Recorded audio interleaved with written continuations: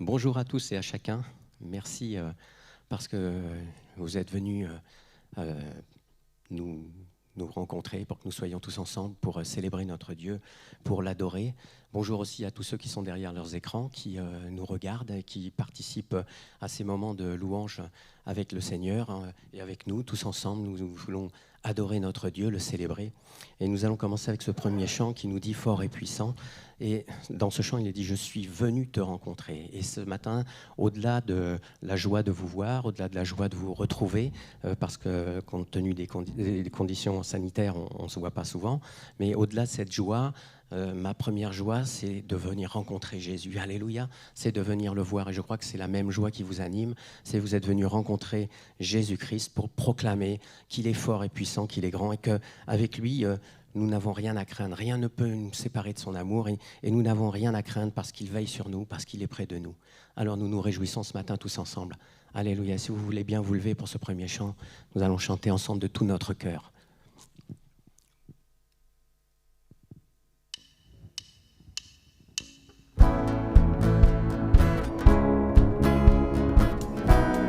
Si vous voulez taper les mains, vous avez le droit. Oh, oh, oh, oh, oh,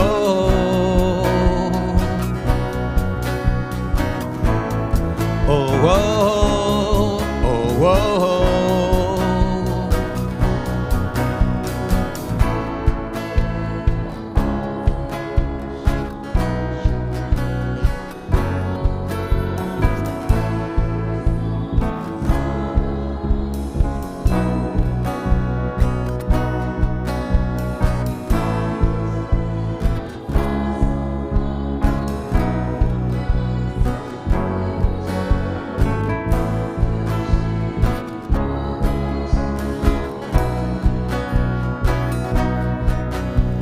Malgré les ténèbres et les dangers qui m'entourent, je lève les yeux pour accueillir ton secours.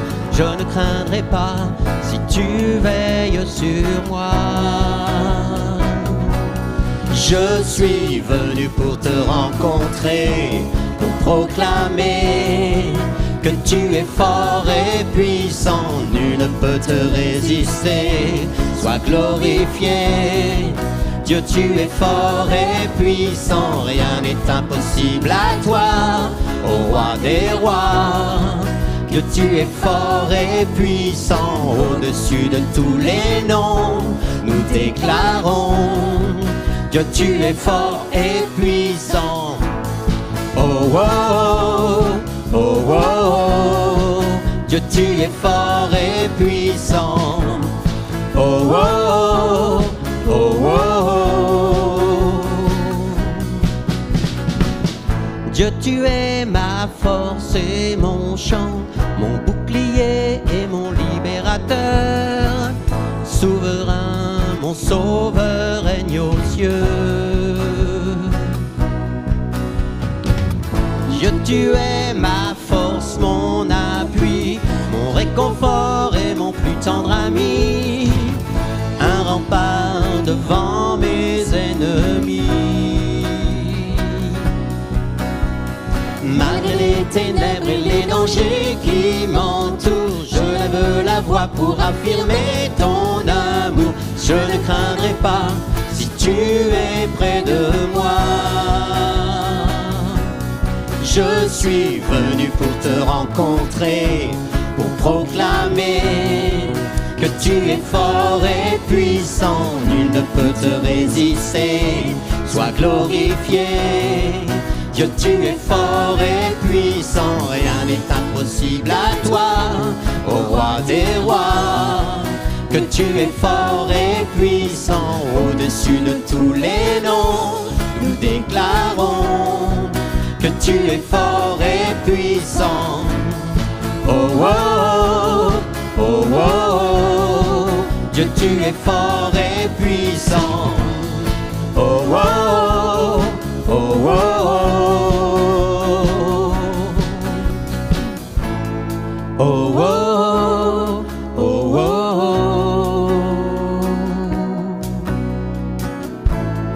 oh, oh, oh, oh. Rien ne peut me séparer séparer. Rien ne peut me séparer de ton amour manifesté en Jésus-Christ. Mon sauveur règne aux cieux. Non, rien ne peut me séparer de ton amour manifesté en Jésus-Christ. Mon sauveur règne aux cieux. Je suis venu pour te rencontrer, pour proclamer que tu es fort et puissant, nul ne peut te résister. Sois glorifié, que tu es fort et puissant, rien n'est impossible à toi, ô roi des rois. Que tu es fort et puissant, au-dessus de tous les noms, nous déclarons que tu es fort et puissant. Oh, oh, oh, oh, oh.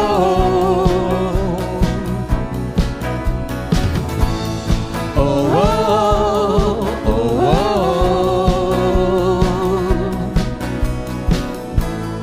Oh, oh, oh, oh. Dieu, tu es fort et puissant. Alléluia, gloire te soit rendue Seigneur, parce que tu es fort et puissant et tu es toujours avec nous et nous nous réjouissons. Dans la parole de Dieu, Jésus dit que celui qui a soif vienne à moi. C'est lui qui vient nous abreuver afin que nous n'ayons plus soif. Et nous avons soif du Saint-Esprit, nous avons soif d'être remplis à nouveau du Saint-Esprit. Nous désirons que tu nous abreuves, Seigneur mon Dieu, que tu nous remplisses tout à nouveau de ton Esprit, Seigneur. Fais-nous grâce, s'il te plaît. Alors nous allons chanter ce chant qui nous dit « Nous avons soif de plus ». Alléluia, feu dévorant, attisons-nous la passion. Ah, alléluia, gloire à ton nom.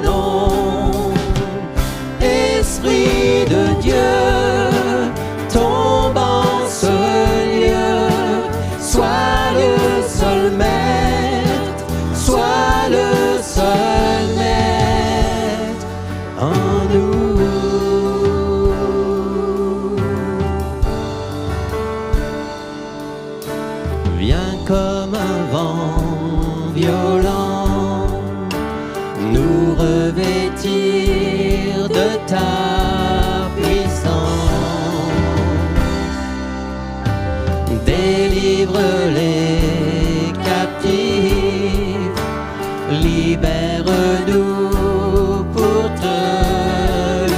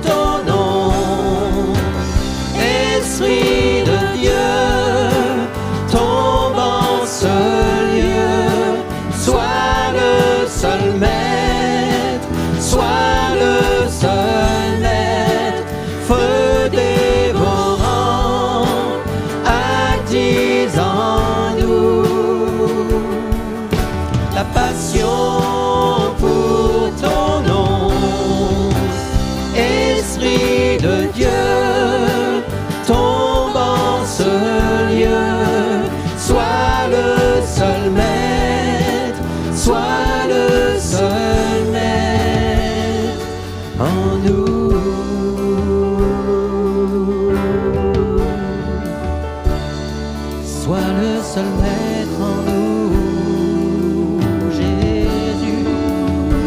Sois le seul maître en nous, Seigneur. Alléluia. Oh, sois béni, Jésus. Gloire à ton nom, mon Dieu, mon roi, mon sauveur. Alléluia. Oh, digne est l'agneau. Il est digne. Il est saint, il est saint. Alléluia. Oh oui, il est 3 fois saint, notre Dieu. Béni soit ton nom. Alléluia. Louange au roi des rois.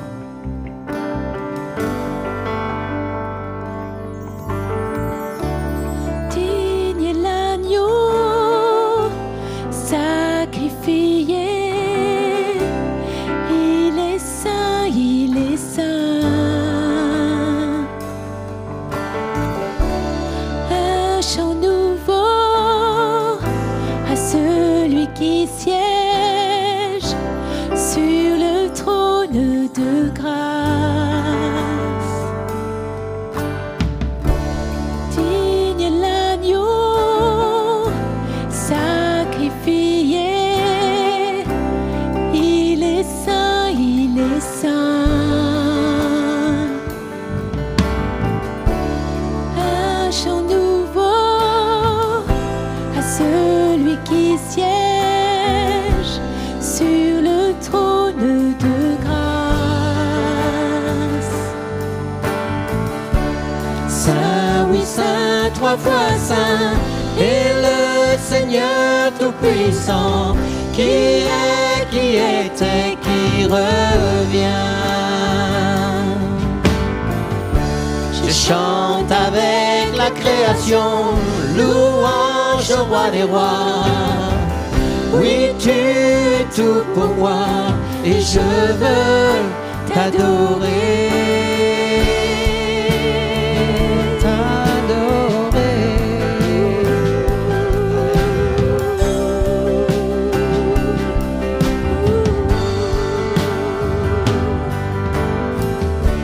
Saint des couleurs d'un arc-en-ciel, entouré d'éclairs, bruit de tonnerre. Louange, honneur et puissance, force et gloire sont à toi. Sagesse au roi des rois. Saint, oui, saint, 3 fois saint, et le Seigneur Tout-Puissant, qui était, qui revient. Je chante avec la création, louange au roi des rois. Oui, tu es tout pour moi, et je veux t'adorer.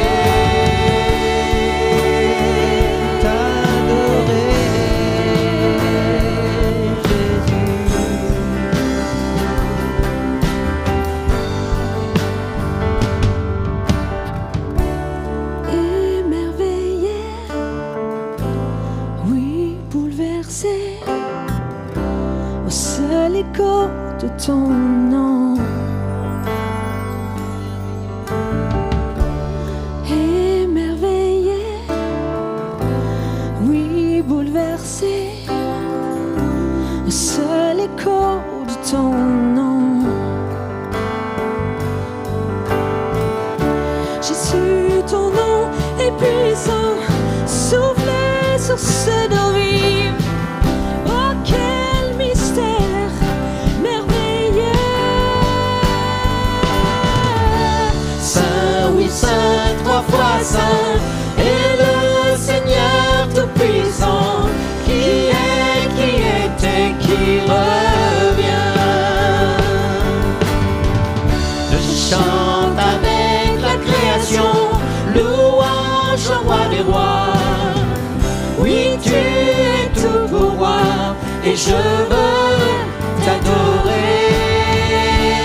Saint, oui, saint, 3 fois saint, et le Seigneur Tout-Puissant, qui est,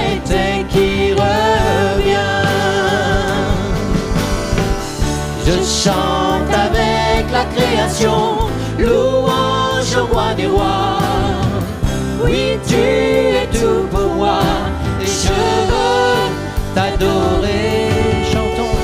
Saint, oui, Saint, 3 fois Saint, est le Seigneur Tout-Puissant, qui est, qui était, qui revient. Je chante avec la création, louange au roi des rois. Oui, tu es tout pour moi, et je veux t'adorer. Alléluia. Seigneur mon Dieu, nous voulons te louer, nous voulons t'adorer, te glorifier, mon roi, mon sauveur. Merci Seigneur mon Dieu pour ta grâce, merci pour ta bienveillance. Jésus, nous te louons, t'adorons Seigneur, nous présentons ces instants. Seigneur, te demandons de bénir ta parole Seigneur mon Dieu ce matin, bénir celui qui va nous l'apporter Seigneur, afin que nos cœurs soient prêts à recevoir Seigneur cette semence Seigneur, qui portera du fruit jusque Seigneur dans la vie éternelle Seigneur. Alors merci pour ta grâce encore. Écoute, toute la gloire te revienne, Jésus. Amen.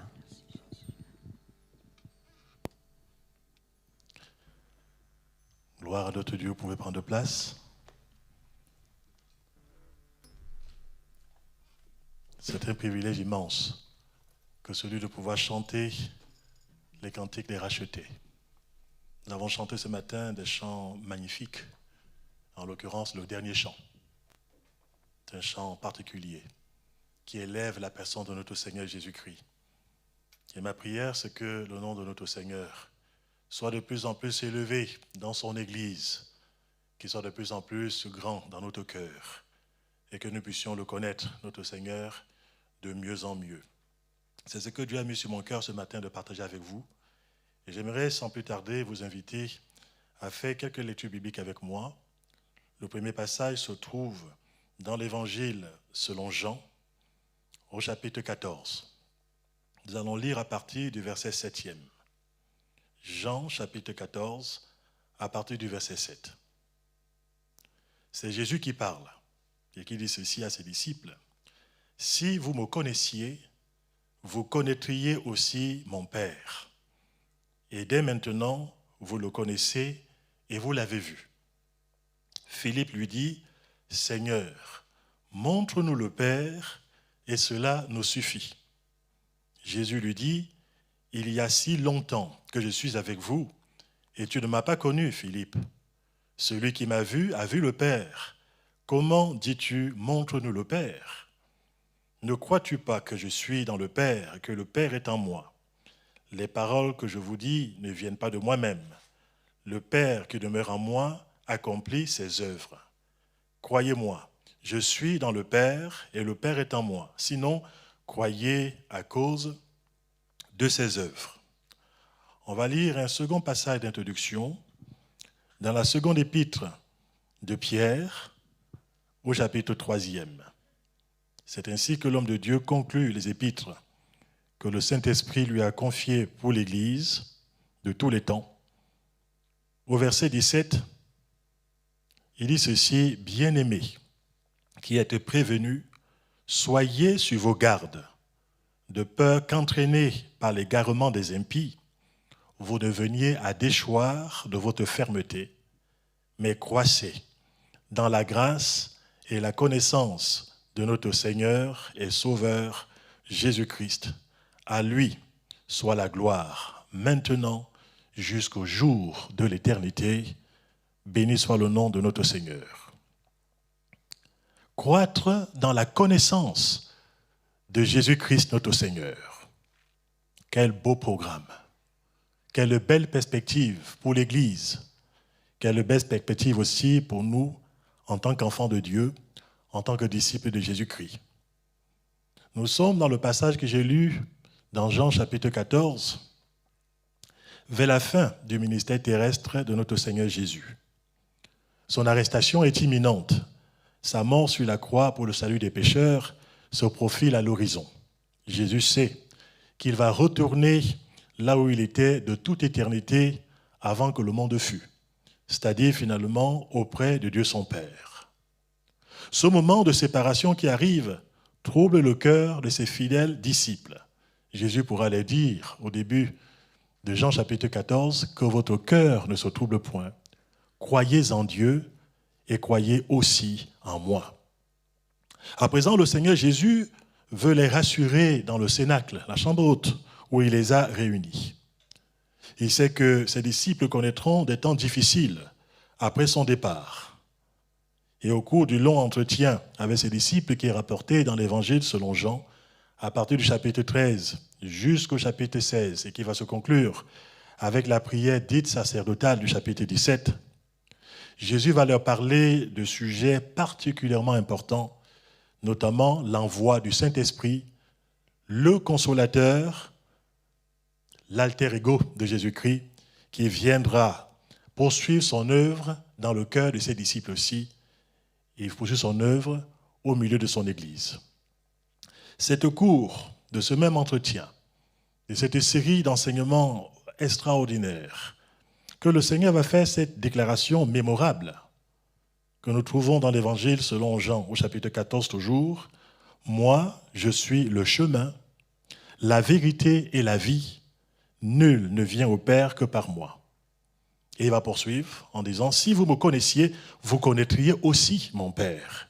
Et dès maintenant, vous le connaissez et vous l'avez vu. » Un de ses disciples, Philippe, est intrigué par cette déclaration de Jésus et il va dire au Seigneur, « Seigneur, montre-nous le Père et cela nous suffit. » Jésus répond, « Il y a si longtemps que je suis avec vous et tu ne m'as pas connu, Philippe. Celui qui m'a vu a vu le Père. » Cet aparté entre Jésus et l'un de ses fidèles disciples nous surprend un tout petit peu. Et en même temps, pour nous, il est fort riche d'enseignements sur le plan spirituel, en tant que disciple de notre Seigneur Jésus. Logiquement, on ne peut pas vraiment connaître Dieu le Père sans connaître Dieu le Fils. Jésus-Christ, c'est lui le chemin, la vérité et la vie qui nous mène jusqu'au Père. On ne peut pas non plus connaître Jésus-Christ sans qu'on ait eu une révélation de Dieu le Père. Pour nous, il n'y a aucune confusion d'identité entre le Père et le Fils. Cela est très clair.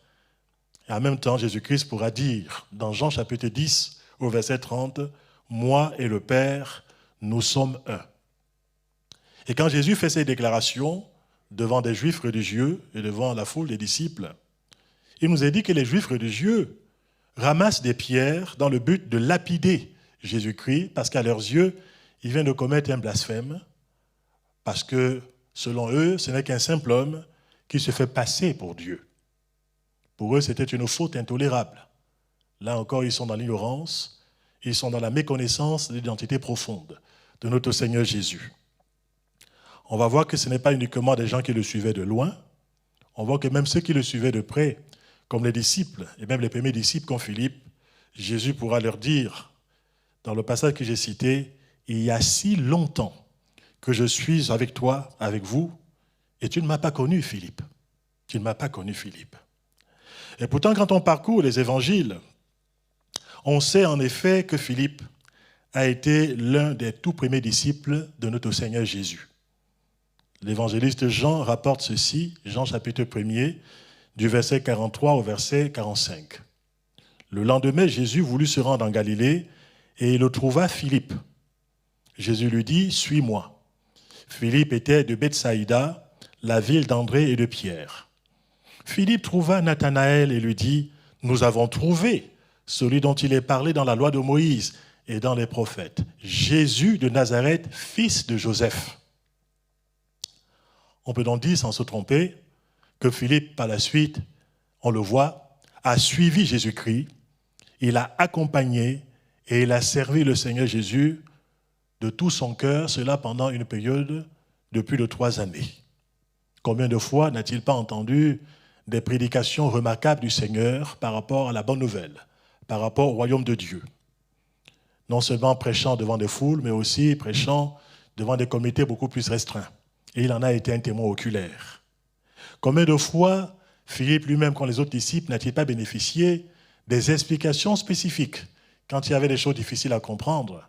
Les disciples l'interrogeaient en particulier, et Jésus-Christ expliquait des choses dans le but de faire comprendre aussi les réalités spirituelles de ses disciples. Et Philippe faisait partie de ce cercle de personnes qui ont entendu Jésus-Christ apporter des explications supplémentaires. Combien de fois Philippe n'a-t-il pas été témoin des miracles extraordinaires de la part de notre Seigneur Jésus? Oui, il a été un témoin.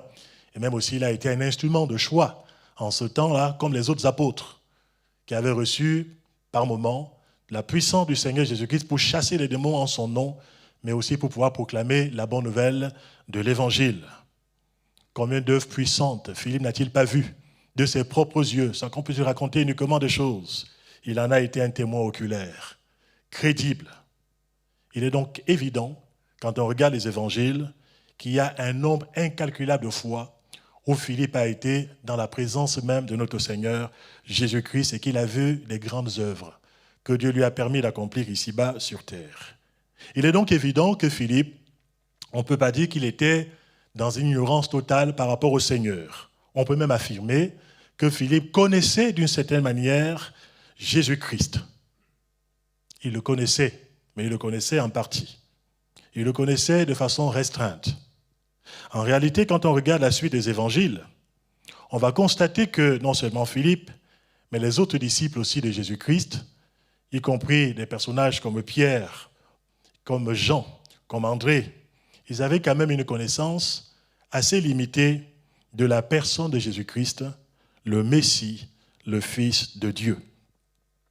Pas plus que les autres disciples, Philippe n'avait encore pas pleinement discerné la véritable nature, l'essence divine dans toute sa complétude par rapport à la personne de notre Seigneur Jésus. Il n'avait pas encore bien discerné quel était le rôle pour lequel il était venu ici sur terre, le but de sa première venue. Il y avait des choses encore qui lui échappaient, du moins en partie. Les choses n'étaient pas très claires pour l'ensemble de ses disciples. Et pourtant, ils ont suivi le Maître, parfois même le suivant de loin, mais parfois aussi étant de très près à ses côtés. On peut dire de Philippe ce qui a été remarqué aussi des deux disciples d'Emmaüs après la résurrection du Seigneur. Il nous a dit qu'après avoir suivi Jésus pendant plusieurs années, quand Jésus-Christ a été crucifié, cela a été une grande déception pour quelques-uns des disciples. Parmi eux, deux disciples qui retournaient dans leur village Emmaüs et qui, dans leur cœur, nourrissaient des pensées négatives, qui ne croyaient même pas que Jésus-Christ était vraiment ressuscité. Et ils auront une déception qui sera mentionnée par l'évangéliste Luc pour rapporter leur état d'esprit. Ils vont dire qu'ils espéraient que ce serait lui qui délivrerait Israël. On voit ce rapport dans Luc chapitre 24 au verset 21. Pour eux, Jésus-Christ devait les libérer du joug de l'occupant romain. Philippe, comme les autres disciples, s'attendait d'abord à l'établissement d'une royauté terrestre, même si elle était d'essence divine, avec un Messie victorieux, conquérant politique, qui rétablirait incessamment la gloire d'Israël parmi les nations. Voilà pourquoi, mes frères et mes sœurs, mes amis qui m'écoutez, il est très important pour nous d'avoir une révélation divine et l'illumination du Saint-Esprit dans notre cœur pour que nous puissions bien discerner qui est vraiment Jésus-Christ et que nous puissions chercher à croître dans la connaissance de notre Seigneur. Ces premiers disciples, de temps en temps, avaient une révélation de la nature divine de Jésus-Christ et du royaume de Dieu. Ils avaient parfois par séquence, je pourrais dire, des éclaircies de la part du Seigneur. Mais on va remarquer qu'après ces périodes de discernement sur le plan spirituel, ces périodes où leur esprit était illuminé par l'action de Dieu, ils retombaient assez rapidement dans des réalités terre à terre, des réalités terrestres et passagères. Cette ambivalence dans la connaissance de Jésus-Christ est très marquante d'ailleurs dans un des épisodes peut-être les plus célèbres à ce sujet que nous découvrons dans Matthieu au chapitre 16. Je vous invite à lire avec moi cet épisode assez significatif. Matthieu chapitre 16, du verset 13 au verset 23. Il nous est dit de Jésus, arrivé sur le territoire de Césarée de Philippe, posa cette question à ses disciples. Au dire des gens, qui suis-je, moi, le Fils de l'homme? Ils répondirent, les uns dirent Jean-Baptiste, d'autres Élie, d'autres Jérémie ou l'un des prophètes. Mais vous, leur dit-il, qui dites-vous que je suis? Simon-Pierre répondit, tu es le Christ, le Fils du Dieu vivant. Jésus reprit la parole et lui dit, tu es heureux, Simon, fils de Jonas, car ce ne sont pas la chair et le sang qui t'ont révélé cela. Remarquez le processus de la révélation, qui t'ont révélé cela, mais mon Père qui est dans les cieux. Et moi, je te dis que tu es Pierre, et que sur cette pierre, je bâtirai mon église, et que les portes du séjour des morts ne prévaudront point contre elle. Je te donnerai les clés du royaume des cieux. Ce que tu liras sur la terre sera lié dans les cieux, et ce que tu délieras sur la terre sera délié dans les cieux. Alors il recommanda sévèrement aux disciples de ne dire à personne qu'il était le Christ.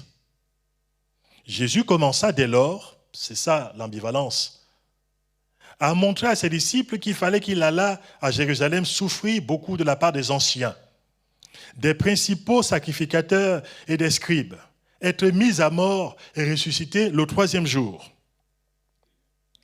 Notez au verset 22. Pierre le prit à part, c'est-à-dire Pierre le reprend. Il vient de dire auparavant que Jésus est le Fils du Dieu vivant. On voit un homme reprend le Fils de Dieu. On voit qu'il y a quelque chose qui ne va pas. Et ici, il nous a dit que Pierre le prit à part et se mit à lui faire des reproches en disant « À Dieu ne plaise, Seigneur, cela ne t'arrivera pas. » La réponse de Jésus, elle est cinglante. Elle remet l'apôtre Pierre sur place, dans des réalités cette fois-ci spirituelles. Et Jésus lui dit, en se retournant, « Arrière de moi, Satan !» Il y a encore quelques secondes, c'était l'homme inspiré, c'était l'homme qui avait reçu une révélation de la part du Seigneur. Et voici que tout d'un coup, eh bien, il a dégringolé de plusieurs étages. Il est revenu à des réalités terrestres, à des considérations charnelles. Et Jésus le remet à sa place, pour qu'il ne se perde pas dans ses pensées.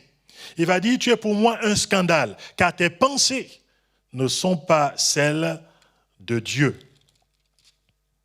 mais celles des hommes. Tes pensées ne sont pas celles de Dieu, mais celles des hommes. Quelle versatilité! Quel homme qui change si facilement d'opinion quand il est influencé par Dieu, quand il est touché dans son cœur par l'action du Saint-Esprit, il a une compréhension plénière de l'identité de la personne de Jésus-Christ. Mais quand c'est sa logique humaine qui reprend le dessus, quand ce sont des considérations charnelles qui reprennent le dessus, l'homme de Dieu revient à des réalités passagères, avec une perception très limitée du rôle de la personne de Jésus-Christ ici-bas sur terre, avec une perception très limitée de sa nature exacte aussi. Ce changement d'opinion, cette inconsistance des disciples est pour nous significative, mais aussi révélatrice de la compréhension limitée qu'ils avaient de la personnalité de Jésus-Christ et du but de sa première venue sur terre. Oui, c'est vrai, Jésus est né en ce temps-là, né d'une femme, comme dit l'Écriture, né de Marie. Il a été élevé à Nazareth, et la plupart des habitants de ce village qu'il côtoyait ne connaissaient pas non plus la nature profonde du Seigneur. Ils ne connaissaient pas non plus son essence divine. Pour les gens de son village, c'était le fils du charpentier, Joseph et de Marie. On connaissait bien ses petits frères et ses petites sœurs, comme on peut le lire dans Matthieu au chapitre 13, avec le commentaire qui est fait à son sujet. Matthieu chapitre 13, du verset 54 au verset 57. Il est dit ceci, alors que Jésus se rend à Nazareth où il a grandi, Jésus se rendit dans sa patrie et se mit à enseigner dans leur synagogue, de telle sorte qu'ils étaient étonnés et disaient « D'où lui viennent cette sagesse et ces miracles ? N'est-ce pas là le fils du charpentier ? Sa mère ne s'appelle-t-elle pas Marie ? Et ses frères Jacques, Joseph, Simon et Jude, et ses sœurs ne sont-elles pas toutes parmi nous ? D'où lui vient donc tout cela ? Et il était pour eux une occasion de chute. Mais Jésus leur dit, un prophète n'est méprisé que dans sa patrie et dans sa maison. Jésus ici se considère comme étant le prophète par excellence. Mais Jésus-Christ était plus qu'un prophète. C'est important de le souligner, puisque le plus grand des prophètes qui ait jamais existé. Dans l'Épître aux Hébreux, au chapitre 1er, l'homme de Dieu introduit cette épître remarquable en montrant que Dieu a parlé autrefois par les prophètes dans les Saintes Écritures. mais que dans les temps de la fin, Dieu nous a parlé directement par son Fils, celui par qui l'univers tout entier a été créé, qui soutient toutes choses, il nous est dit par sa parole puissante. Dieu nous a parlé directement par son Fils. Il est le Logos de Dieu, il est la parole de Dieu qui a été faite chair, qui a habité parmi nous, c'est vrai, plein de grâce et de vérité. Il est au-dessus de tous les hommes, bien qu'il soit devenu un homme, mais dans le but de pouvoir nous réconcilier avec Dieu par sa mort sur le bois de la croix. Et cela m'interroge, mes frères et mes sœurs, mes amis. On peut assister régulièrement à des offices religieux. On peut entendre des prédications depuis des années. On peut lire sa Bible tout en ayant une connaissance très limitée de la personne de Jésus, voire même une méconnaissance spirituelle de qui il est vraiment. Or, c'est très important de savoir qui il est vraiment. Jésus pouvait dire à des Juifs religieux, « Si vous ne croyez pas qui je suis, vous mourrez dans vos péchés. » Donc c'est très important de connaître qui il est, la personne de notre Seigneur Jésus. Nous avons besoin, vous et moi, constamment d'être éclairés par le Seigneur, d'être illuminés par l'Esprit de Dieu, par l'action du Saint-Esprit dans notre cœur. Nous avons besoin de recevoir la révélation de la personne de Jésus-Christ de façon toujours plus intense, quel que soit notre arrière-plan et quelle que soit notre expérience dans les choses de Dieu, quelle que soit notre ancienneté dans notre marche avec Dieu, quel que soit ce qu'on a pu faire déjà dans la foi. L'apôtre Paul avait reçu, on le sait, de très nombreuses révélations de la part de Jésus-Christ. On sait comment est-ce qu'il a été arrêté déjà sur le chemin de Damas, alors qu'il était un homme fanatique religieux, alors qu'il avait grandi dans le judaïsme, alors que c'était un homme qui avait appris auprès d'un grand maître appelé Gamaliel. Il nous a dit que cet homme, l'apôtre Paul, qui deviendra par la suite, à l'époque, il était rempli de haine. C'était un jeune homme qui était complètement perdu. Il avait une certaine connaissance de la parole de Dieu, des traditions de son peuple. Il avait une certaine connaissance de ce qui était écrit au sujet du Messie, mais ses yeux spirituels étaient encore complètement aveuglés. Et sur le chemin de Damas, Jésus-Christ lui apparaît en disant « Je suis Jésus que tu persécutes. Il te serait dur de regimber contre des aiguillons. » On sait qu'à partir de ce jour-là, la vie de ce jeune homme appelé Saul de Tarse sera complètement bouleversée, sera complètement changée. Qui es-tu, Seigneur?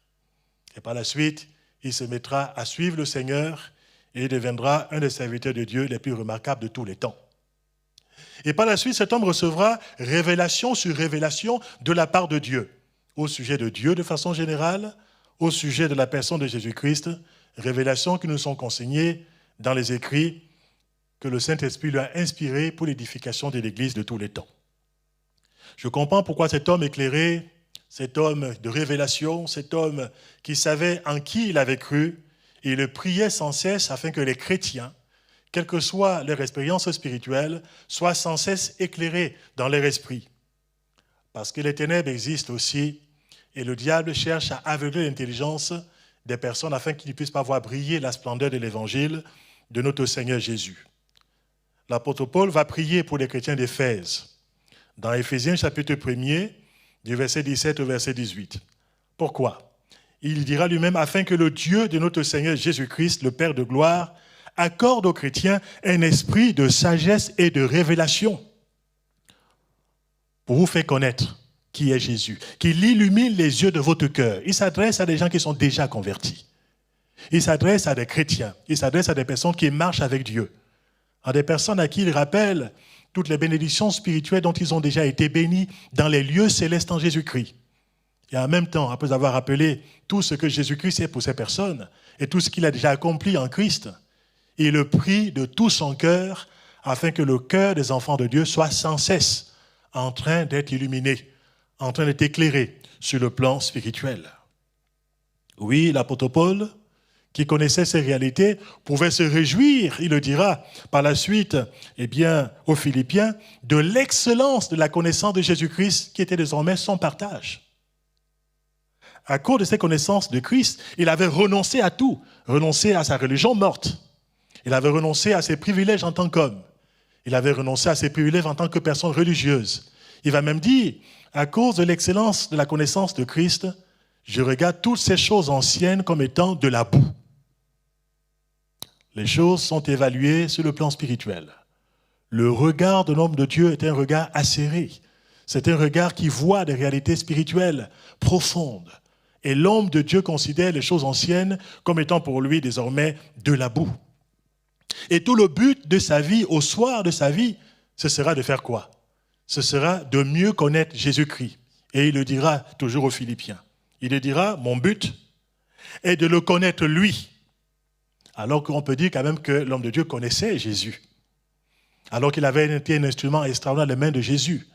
Alors qu'il était l'apôtre qui avait exercé un ministère assez particulier, qui avait vu un nombre incalculable de miracles au travers de son ministère, qui avait établi un grand nombre d'églises et qui a enseigné, et qui est le grand docteur de l'église, à part le Seigneur Jésus-Christ.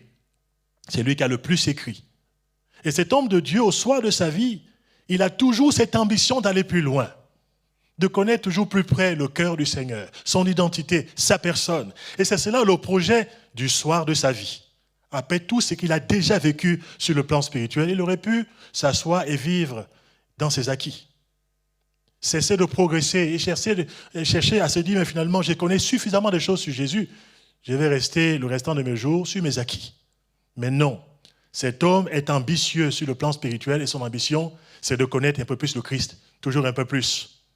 Il pourra dire, mon but est de le connaître lui, mais aussi la puissance de sa résurrection et la communion de ses souffrances.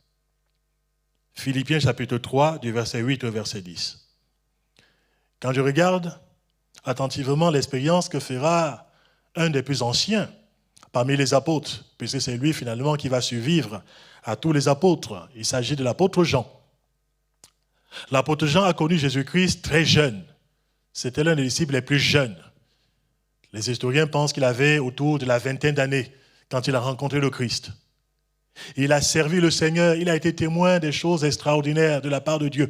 Il a même été un disciple qui a vécu dans l'intimité profonde de Jésus-Christ. Il a vécu des expériences que d'autres n'ont pas vécues.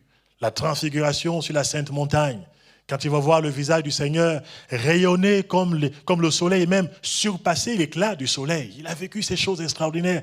Il a entendu la voix ineffable de Dieu.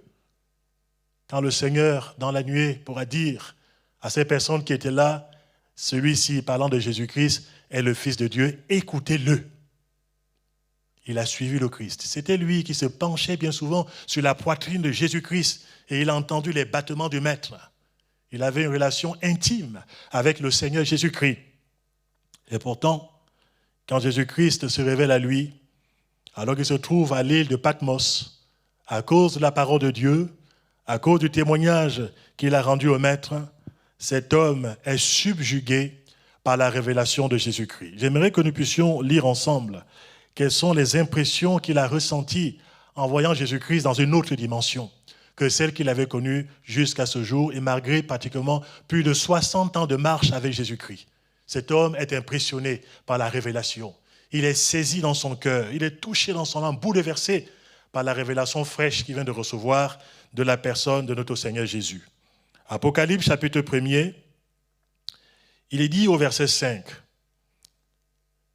qu'il a reçu ces révélations de la part de Jésus-Christ, le témoin fidèle, le premier-né d'entre les morts et le souverain des rois de la terre. À celui qui nous aime, qui nous a délivrés de nos péchés par son sang et qui a fait de nous un royaume des sacrificateurs pour Dieu son Père, à lui soit la gloire et la puissance au siècle des siècles. Amen. Voici qu'il vient avec les nuées. Tout homme le verra, même ceux qui l'ont percé, et toutes les tribus de la terre se lamenteront à son sujet. Oui, Amen. Je suis l'alpha et l'oméga, Dieu le Seigneur Dieu, celui qui est, qui était et qui vient, le Tout-Puissant. On l'a chanté ce matin dans un cantique. Et il va nous raconter ce qui lui arrive. Moi, Jean, votre frère, qui prend part à la tribulation, à la royauté et à la persévérance en Jésus. J'étais dans l'île appelée Patmos à cause de la parole de Dieu et du témoignage de Jésus. Je fus ravi en esprit au jour du Seigneur et j'entendis derrière moi une voix forte comme le son d'une trompette et qui disait « Ce que tu vois, écris-le dans un livre et envoie-le aux 7 églises, à Éphèse, à Smyrne, à Pergame, à Thyatire, à Sardes, à Philadelphie, à Laodicée. Je me retournai pour découvrir la voix de celui qui me parlait. Après m'être retourné, je vis 7 chandeliers d'or. Au milieu des chandeliers, quelqu'un qui ressemblait à un fils d'homme. Il était vêtu d'une longue robe et portait une ceinture d'or sur la poitrine. Ses cheveux et sa tête étaient comme blancs, comme la laine blanche, comme neige. Ses yeux étaient comme une flamme de feu. Ses pieds étaient comme du bronze qui semblait rougir au four. Et sa voix était comme la voix des grandes eaux. Il avait dans sa main droite 7 étoiles. De sa bouche sortait une épée aiguë à 2 tranchants. Et son visage était comme le soleil lorsqu'il brille dans sa force. Quand je le vis, il voit le Seigneur Jésus dans cette dimension. Quand je le vis, cet homme d'expérience, qu'est-ce qui lui arrive? Il nous est dit ici, je tombais à ses pieds comme mort. J'ai tombé à ses pieds comme mort. Il posa sur moi sa main droite en disant, sois sans crainte. Moi, je suis le premier et le dernier et le vivant. J'étais mort et me voici vivant au siècle des siècles. Je tiens les clés de la mort et du séjour des morts. Je suis impressionné par l'attitude de l'apôtre Jean, par le fait de la révélation qu'il vient de recevoir de Jésus-Christ, qui le bouleverse complètement. Cela me rappelle, bien sûr, bien des hommes de Dieu qui, dans l'Ancien Testament aussi, étaient saisis parfois, quand ils voyaient des choses, étaient tellement bouleversés par la vision de Dieu que parfois ils étaient terrassés dans cette vision. Il fallait que le Seigneur puisse les encourager et les fortifier. Je pense entre autres à Daniel, un homme de Dieu bien-aimé de Dieu. Ici, l'apôtre Jean, qui connaissait Jésus-Christ, qui l'a servi, qui l'aimait de tout son cœur, il est comme de nouveau subjugué par la présence du Seigneur, bouleversé par la présence du Seigneur. Mes frères et mes sœurs, ma prière, c'est que nous ne puissions pas nous habituer, que nous ne puissions pas nous installer quelque part sur le plan spirituel et vivre sans cesse des expériences uniques du passé. Que nous puissions sans cesse chercher à avoir des révélations fraîches de la personne de Jésus-Christ au travers des évangiles. Que nous puissions demander sans cesse au Saint-Esprit de nous faire connaître qui il est vraiment. Cela changera radicalement notre façon de vivre ici-bas sur terre. Cela changera notre vision des choses de la vie. Ça changera notre vision de l'Église. Ça changera notre vision de nous-mêmes aussi. Plaise à Dieu qu'il en soit ainsi pour vous comme pour moi. L'importance de la révélation, l'importance de l'illumination sur le plan spirituel. Connaître le Seigneur Jésus-Christ, c'est aussi la clé pour avoir l'assurance de la vie éternelle dès ici-bas sur terre. Je vous ai parlé de la séquence d'enseignement de Jésus-Christ avant de pouvoir souffrir la croix par la suite. Les discours sont rapportés dans Jean, comme il disait, du chapitre 13 jusqu'au chapitre 17. Et notamment le chapitre 17 conclut cette séquence merveilleuse. Et dans cette séquence merveilleuse où le Christ prie en faveur de ses disciples qui vont rester dans le monde, Jésus va s'adresser à Dieu son Père en disant ceci au verset 3, « La vie éternelle, c'est qu'ils te connaissent, toi, le seul vrai Dieu, et celui que tu as envoyé, Jésus-Christ, qu'ils te connaissent. » Mes frères et mes sœurs, connaître Jésus-Christ. Dans le Nouveau Testament, le mot grec, qui est traduit par le mot « connaître » dans la version française, c'est le mot grec « ginosko », qui se traduit par « connaître », qui signifie « apprendre », qui signifie « savoir », qui signifie « comprendre », « identifier », avoir des relations intimes avec. Connaître le Seigneur Jésus selon le sens biblique, ce n'est pas posséder une simple notion intellectuelle et historique de sa personne. C'est avoir une relation de confiance totale, une relation d'amour sans ambiguïté à l'égard du Seigneur. Une réelle intimité avec Jésus-Christ, une véritable communion de cœur avec le Seigneur.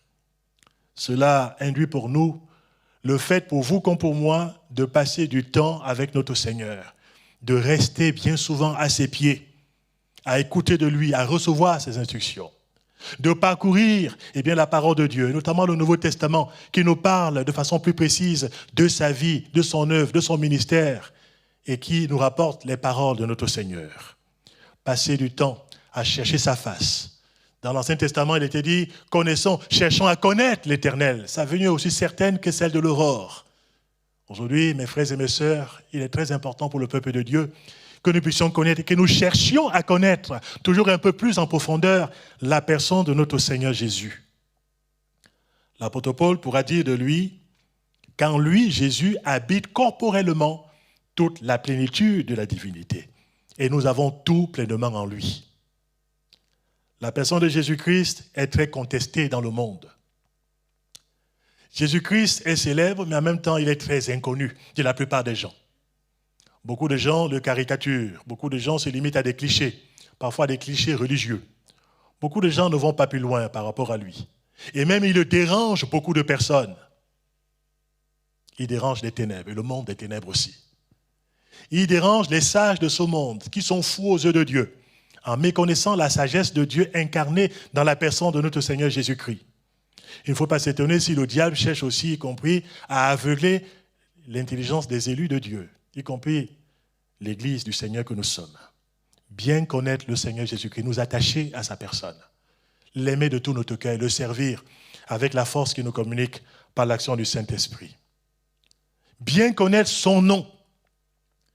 Connaître une personne, c'est déjà commencer par connaître son nom.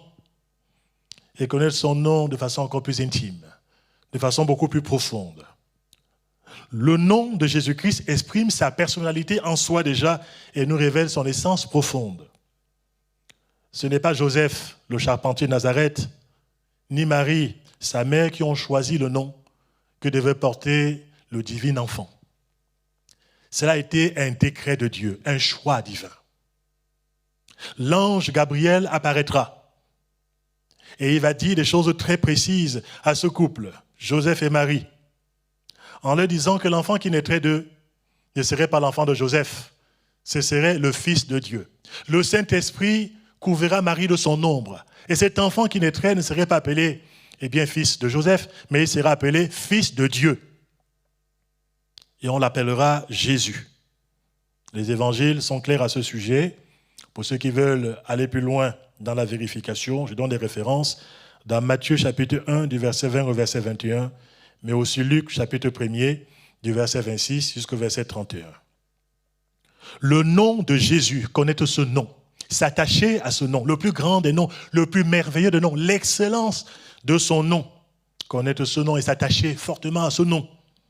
Le nom de Jésus en hébreu, c'est le mot Yeshua, qui signifie Yahvé sauve. L'Éternel sauve. Déjà intrinsèquement dans son nom, on voit non seulement son origine, on voit son essence divine, mais on voit aussi le but principal de sa venue ici-bas sur terre. Le mot Yeshua et ses dérivés se retrouvent plus de 70 fois dans l'Ancien Testament. J'aurais pu vous citer beaucoup de références bibliques, mais il y en a tellement de références bibliques, mais il y a plus de 70 fois où le mot Yeshua apparaît dans l'Ancien Testament. Et il est traduit de différentes façons. Il est traduit parfois par le mot « salut ». Par exemple, dans le psaume 42, verset 12. Il est traduit parfois par le mot « secours ». Il est traduit parfois par le mot « délivrance ». Il est traduit parfois par le mot « bonheur ». En clair, même pour les auteurs de l'Ancien Testament, le nom Yeshua, le nom que Jésus-Christ porterait par la suite ici sur terre, porte quelque chose de très fort et de très puissant pour chacun d'entre nous. Et il nous enseigne à la fois son origine, il nous enseigne sa divinité, il nous enseigne sa nature, il nous enseigne ses missions ici-bas sur terre, ce qu'il est venu nous apporter. Oui, Jésus seul est capable de sauver les hommes de leurs péchés. C'est important de le souligner, de le rappeler dans les temps qui courent. Il n'y a de salut en aucun autre. Il n'y a sous le ciel aucun autre nom donné aux hommes par lequel nous devons être sauvés. Et ce nom, c'est le nom de Jésus-Christ. Jésus est celui qui nous apporte le secours au moment opportun. Aujourd'hui, il est assis sur le trône de la grâce. Il attend à ce que nous puissions nous approcher de lui avec assurance. Et il est prêt à nous secourir dans tous nos besoins, selon ce que nous disent les Saintes Écritures. Jésus est le seul capable d'apporter la vraie délivrance aux hommes, de la puissance du diable, de l'empire de Satan, du règne du mal dans leur cœur. C'est le seul capable de délivrer. Voilà pourquoi, ce mot Yeshua aussi, l'Ancien Testament est traduit par délivrance. Lui seul. si le Fils de Dieu vous a franchi, vous serez réellement libres. Que d'hommes et de femmes se croient libres alors qu'ils sont esclaves de ce qui a triomphé d'eux. Ils sont esclaves du diable, esclaves du péché, esclaves des passions, de mauvais désirs, de la vieille nature qui les courbe dans des fers. Jésus est venu pas pour que les hommes restent esclaves, il est venu pour proclamer une année de grâce de la part du Seigneur. Il est venu apporter la délivrance aux captifs. Il est venu apporter aux aveugles le recouvrement de leur vue. Il est venu libérer les opprimés ici-bas sur terre. Que son nom soit béni. Il est encore aujourd'hui capable de sauver parfaitement ceux qui s'approchent de lui par la foi. Le mot Yeshua aussi signifie bonheur. Oui, c'est vrai que Jésus-Christ est la seule personne capable d'apporter le vrai bonheur ici sur terre. Il y a des questions dans l'Ancien Testament, dans le psaume 4e, qui nous fera voir le bonheur. Oui, Dieu nous a fait voir le bonheur, non pas dans une religion, mais dans une personne, la personne de Jésus-Christ. Il nous a fait voir le bonheur. Si tu veux le bonheur, le vrai bonheur dans ta vie, laisse rentrer Jésus dans ton cœur et laisse-le régner dans ton cœur. Et tu verras la différence qu'il y a entre ceux qui marchent avec le Seigneur, ceux donc qui sont devenus disciples du Christ, et qui le laissent régner dans leur cœur par sa parole et par son Saint-Esprit. La différence avec des gens religieux, ou des gens qui le suivent de loin, ou des gens qui sont encore esclaves des ténèbres et du mensonge de Satan. Il y a une vraie différence. Le vrai bonheur ici-bas, c'est d'avoir rencontré Jésus, de vivre en communion avec lui, d'avoir cette assurance que nos péchés sont pardonnés. Jésus est appelé aussi Christos. Il est parfois appelé, avec la double étiquette, Jésus le Christ, Jésus le Messie, Jésus Christos. Christos, c'est le même mot, Mashiach, cette fois-ci en hébreu, qui est traduit ainsi, et qui apparaît plus de 500 fois dans le Nouveau Testament. Parfois tout seul, le Christ, parfois avec l'étiquette Jésus, Jésus le Christ. Plus de 500 fois dans le Nouveau Testament. Ce mot Christos, qui veut dire donc Mashiach, signifie qu'il est celui qui est le oint par excellence. Le mot Mashiach signifie celui qui a reçu l'onction. C'est celui qui est le oint de l'Éternel. C'est celui qui est le oint par excellence de Dieu. Et Jésus, quand il commence son ministère, dans sa synagogue de Nazareth, Luc chapitre 4, il pourra dire « L'Esprit du Seigneur est sur moi, car l'Éternel m'a oint. » Et par la suite, il va dérouler les 5 actions précises qu'il est venu accomplir ici-bas sur terre, avec 5 verbes qui seront conjugués, et qui va dire « Il m'a envoyé. Il m'a envoyé publier, il m'a envoyé délivrer, il m'a envoyé proclamer. » Et c'est quelque chose d'extraordinaire, ce qu'il a parfaitement accompli ici sur terre. Oui, mes frères et mes sœurs, il est important pour chacun d'entre nous de chercher à mieux connaître le merveilleux nom de notre Seigneur Jésus. De serrer ce nom dans notre cœur, de le confesser avec foi, non pas avec légèreté, avec foi, avec amour, avec respect, et d'en faire un usage selon le mandat que nous avons reçu de la part de notre Seigneur Jésus-Christ, mandat qui nous est révélé dans le Nouveau Testament, et notamment dans les évangiles. Dans les Actes des Apôtres, chapitre 10, verset 43, il est dit de Jésus, « Tous les prophètes rendent de lui le témoignage que quiconque croit en lui reçoit par son nom, le pardon de ses péchés. » Ce n'est que par le nom seul de Jésus-Christ que l'être humain peut recevoir le pardon de ses péchés, si tant est que cette personne se reconnaisse pécheur, comme elle devait le faire, et que la personne se repente de ses péchés et croit dans la personne de Jésus-Christ pour le salut de son âme. C'est au nom seul de Jésus-Christ que nos prières sont exaucées. Nul ne peut s'approcher de Dieu par ses propres mérites, par ses propres efforts, sous le couvert d'une religion, sous le couvert d'une sincérité. C'est au nom de Jésus-Christ que nous avons les promesses de Dieu qui se mettent en action en ce qui nous concerne. Oui et amen dans la personne de Jésus-Christ. Jésus pourra dire, demandez des choses en mon nom et mon Père vous l'accordera. Ce n'est pas au nom d'une religion, ce n'est pas au nom d'un système de pensée, ce n'est pas en ton nom propre que nous présentons devant Dieu, mais c'est au nom de Jésus-Christ. Ce nom qui nous ouvre les banques célestes, qui nous ouvre les provisions de Dieu. Ce nom qui nous ouvre le ciel, tout simplement. En lui et par son nom, le ciel nous est ouvert, mes frères et mes sœurs. C'est par le nom de Jésus-Christ que les vrais miracles se font ici-bas sur la terre. En mon nom, ils imposeront les mains aux malades, les malades seront guéris. En mon nom, ils parleront de nouvelles langues, ils chasseront les démons en mon nom. S'ils le boivent un breuvage mortel, ça ne leur fera pas de mal. Il nous a dit que par la suite, les disciples ont cru dans ce mandat. Et au nom de Jésus, ils sont allés prêcher la bonne nouvelle partout dans le monde. Et Jésus était avec eux. Et il appuyait ce témoignage. Il appuyait la prédication. Pas des signes et pas de grands miracles qui accompagnaient ces témoins. L'Église a reçu un mandat extraordinaire de la part du Seigneur. Et nous, en tant que disciples, nous avons reçu ce mandat. Nous avons reçu cette procuration de la part de notre Seigneur Jésus-Christ. Faisons un très bon usage de cette procuration de la part du Seigneur. Nous ne sommes pas des pauvres personnes, des personnes sans force, des personnes abandonnées. Nous avons tout pleinement en Christ. Nous sommes riches en Jésus-Christ. Ne vivons non pas comme des esclaves et comme des pauvres personnes, alors que le Seigneur nous a enrichis. Il nous a donné le nom par excellence. Que le nom de Jésus soit béni. Le nom de Jésus est au-dessus de tout nom. L'apôtre Paul le rappelle au Philippiens chapitre 2, du verset 9 et verset 11. Il dit ceci, Dieu l'a souverainement élevé et lui a donné le nom qui est au-dessus de tout nom, afin qu'au nom de Jésus, tout genou fléchisse dans les cieux, sur la terre et sous la terre, et que toute langue confesse que Jésus-Christ est Seigneur à la gloire de Dieu le Père. Le nom de Jésus est au-dessus de toute principauté, dira toujours l'apôtre Paul, de toute autorité, de toute puissance, de toute souveraineté. Il est au-dessus de tout nom qui se peut nommer, non seulement dans le siècle présent, mais encore dans le siècle à venir. Éphésiens chapitre 1er au verset 21. Oui, Jésus-Christ est le Seigneur, alléluia. Quiconque invoquera le nom du Seigneur sera sauvé. Il est le chef de l'Église. Il le soutient toutes choses par sa parole puissante. Il a l'autorité suprême. Autorité sur nos vies, autorité sur l'Église, autorité dans le ciel, mais aussi autorité sur la terre.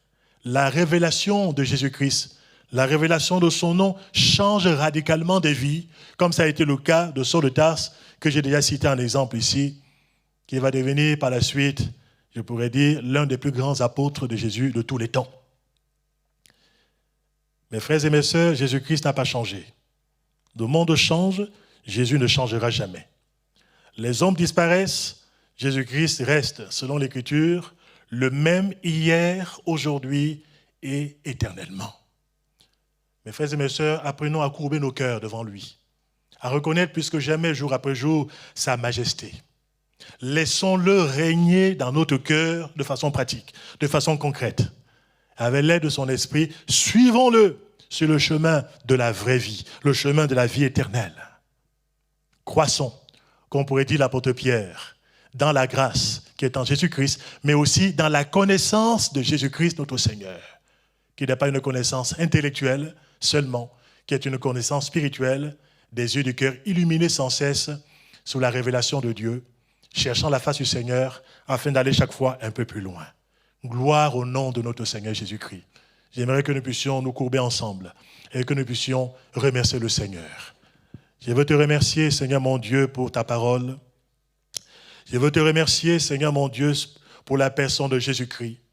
Merci parce que c'est vrai, nous confessons que nous le connaissons de façon très limitée. Quelle que soit notre expérience, nous désirons le connaître chaque fois un peu plus. Nous désirons passer du temps avec lui. Nous aimerions le connaître, lui. Nous aimerions, Seigneur mon Dieu, que sa parole règne dans notre cœur. Nous voulons prendre au sérieux, Seigneur mon Dieu, ses enseignements, les vivre au quotidien. Merci, Seigneur, parce qu'il est la clé du bonheur en ce qui nous concerne. Merci, Seigneur, parce que nous voulons découvrir chaque fois sans cesse, mon Dieu, tous les trésors de grâce qui se trouvent dans la personne et dans le nom de notre Seigneur Jésus. Tu l'as donné à l'Église comme étant le chef suprême. Oh, que l'Église de Jésus-Christ ici-bas sur la terre fixe les regards sans cesse sur celui qui est le chef de la foi, mais aussi celui qui amène cette foi à la perfection. Aide-nous à grandir dans la dépendance du Seigneur, à nous courber sans cesse, mon Dieu, devant lui, cherchant à lui être agréable tous les jours de notre vie. Père, qu'il en soit ainsi maintenant et dans la suite. Au nom de notre Seigneur Jésus, sois béni, mon Dieu. Amen. C'est un bonheur de le connaître ici-bas sur la terre. Soyez tous encouragés. Que le Seigneur vous accorde sa grâce pendant cette semaine aussi et que nous puissions constamment avoir les yeux fixés sur notre Seigneur Jésus-Christ. Que le Seigneur vous bénisse. Bon retour à chacun et puis à bientôt. Gloire à Dieu.